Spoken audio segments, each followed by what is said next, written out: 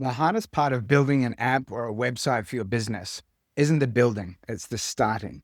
So, like, you've got the idea and you know what you want, but you open up your screen and just nothing, like a blank page staring at you. So, what if you could skip that part entirely? By the end of this video, you'll see how to create full usable designs in minutes.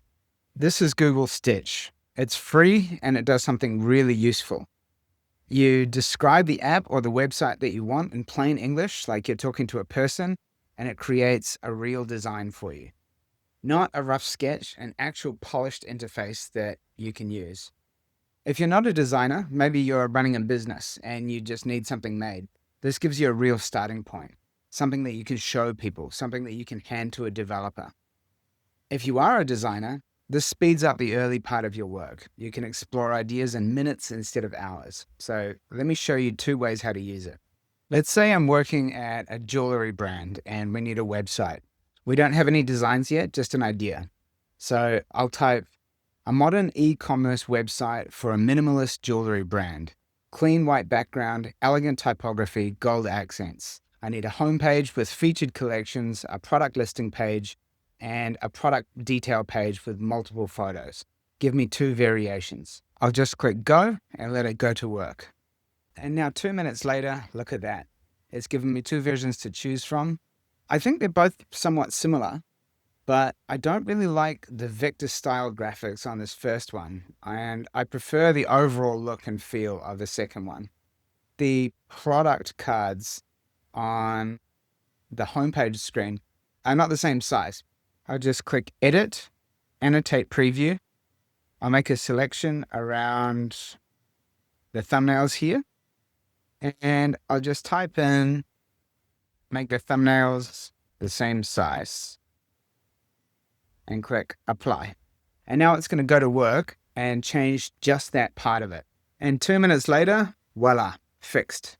You can keep making edits like that until you're happy with the design. And then you can export the code and the screenshots. If you want to export directly to Figma, you just choose Fast in the dropdown when you start the project. You can't do that midway through.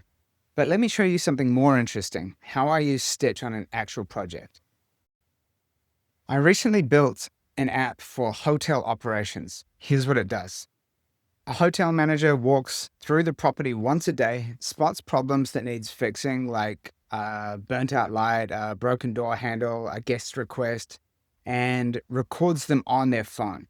They just press a button and describe what they see. The app automatically figures out which department should handle it, creates a task, and then emails the department head. Simple idea, but really useful. Now, I needed a UI for this, and I had a bit of a head start. I'd already generated some concept images using an AI image generator. So these look great individually, but here's the problem. They're not consistent. The fonts are different across the screens, the colors don't quite match, they use different typography, and overall they look similar but not belonging to the same design system. If I handed these to a developer, they'd have to make 100 decisions about what the real design should be. So this is where Stitch comes in. I uploaded these concept images to Stitch and said recreate the UI from these images, and it did exactly that. It turned all of my AI generated pictures into actual editable UI designs. Same layouts, same general look. But it still had the same inconsistencies from the original images. So I typed, make the UI consistent across all 3 screens. Same fonts, same color palette, same styling. And now look. Same typography everywhere. The colors match, and it feels like one app now, not 3 separate screens stuck together. Okay, so we're almost there. The priority colors on the dashboard, the red, orange, yellow, green, they look a little bit washed out, right? So I said, on the operations dashboard, make the colors a little bit more saturated. That's it.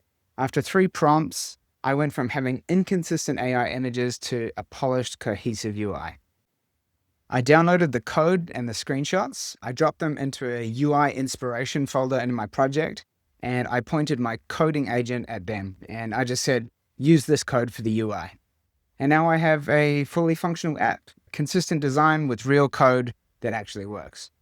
The whole process from concept images to working app took a fraction of the time that it would have taken to do this manually. So how does Stitch help? It doesn't replace good design thinking, but it does handle the kind of getting started part. And sometimes that's the hardest problem.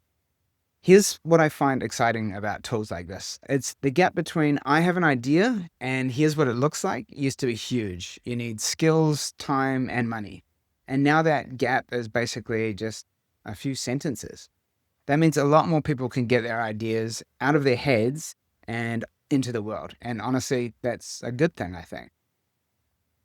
If you're wondering whether your team is actually ready to use AI tools like this, not just Stitch, but all of it, I made a video that helps you figure out how well you're using AI at the moment.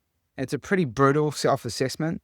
It's just 5 signs that tell you where you're at and what to do next. There's a free PDF that you can download too that I'll link below. And if you'd like to see more videos like this, think about giving this video a like and subscribe, and I'll see you in the next one. Cheers.